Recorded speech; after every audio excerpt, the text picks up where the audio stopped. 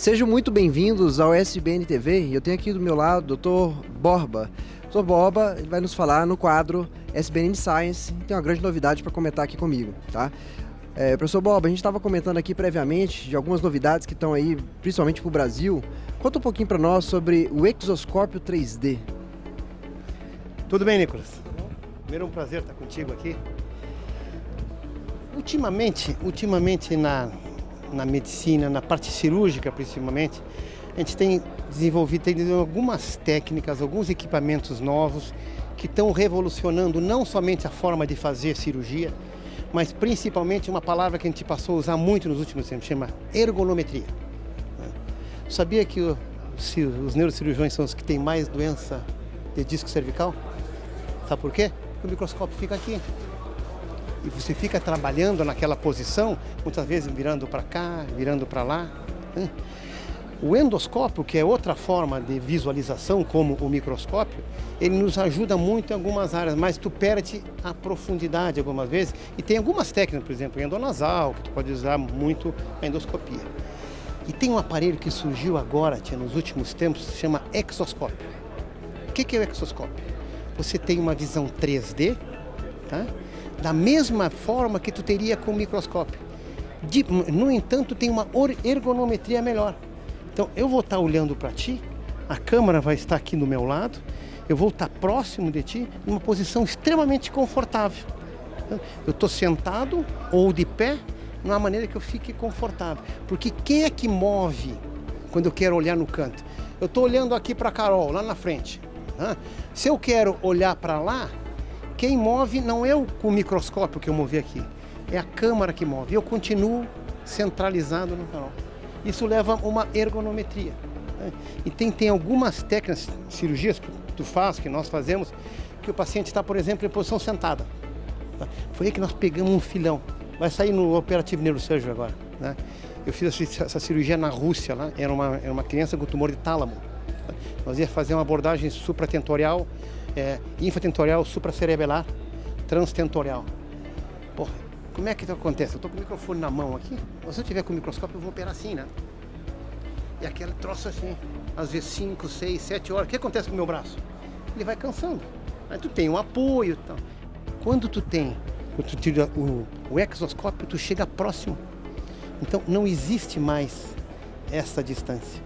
Entendeu? E a cirurgia se forma muito mais confortável. A gente sabe que cirurgias longas, o cirurgião vai cansando. Eu faço essas loucuras de base do crânio, esse tumor de base do crânio que a gente faz, cirurgia que leva 10, 12 horas às vezes. Entendeu? E tu tem que estar, a parte mais complicada é o final às vezes. É aquela hora que tu está dissecando o nervinho, é ali que tu tem que estar confortável. Entendeu? E o exoscópio veio para isso aí. Tá? Ele ajuda muito na ergonometria.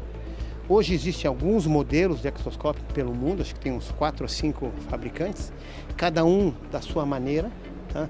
Eu utilizei uma determinada empresa, que é uma câmera menor, que tu consegue seguir. Sabe como é que funciona?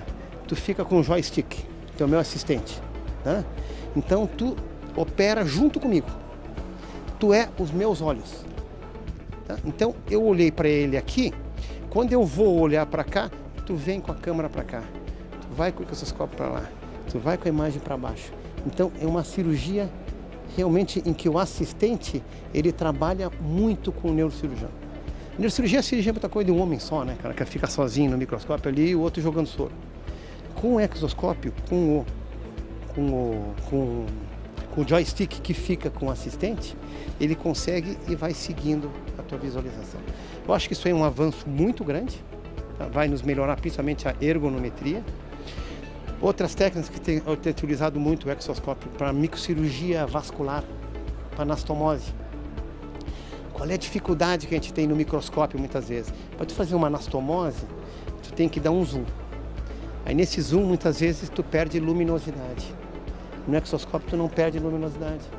Tu tem o zoom, tu consegue dar o ponto exatamente como deve ser. Tem um pequeno delay, porque tu está olhando para uma tela 3D, né? Então, isso pode ter um delay, mas é coisa de treinamento. Eu fui para a Rússia, a primeira vez que eu utilizei, eu queria fazer isso, eu conversei com o pessoal, pô, fazer isso aí, tá chegando isso aí. Cheguei lá, fizemos 10 casos.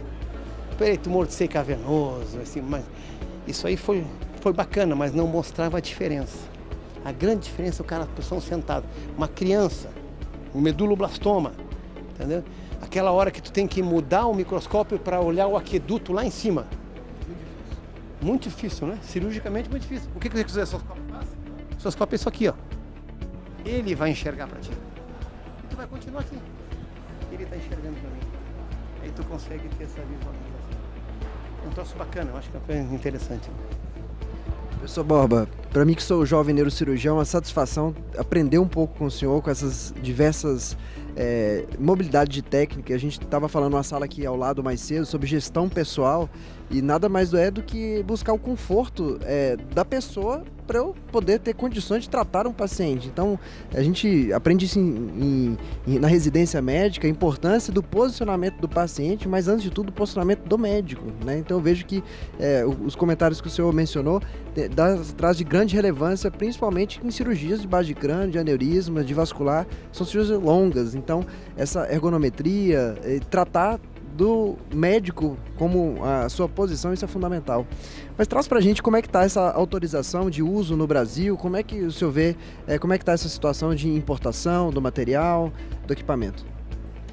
Tem um modelo, que eu não vou dizer qual é a empresa aqui, que ele já está autorizado no Brasil, né? Já está autorizado. Ele é um sistema, foi o que eu usei na Rússia, não é o melhor ainda. Tá? O custo dele não é muito alto, se tu pensar no equipamento por si só.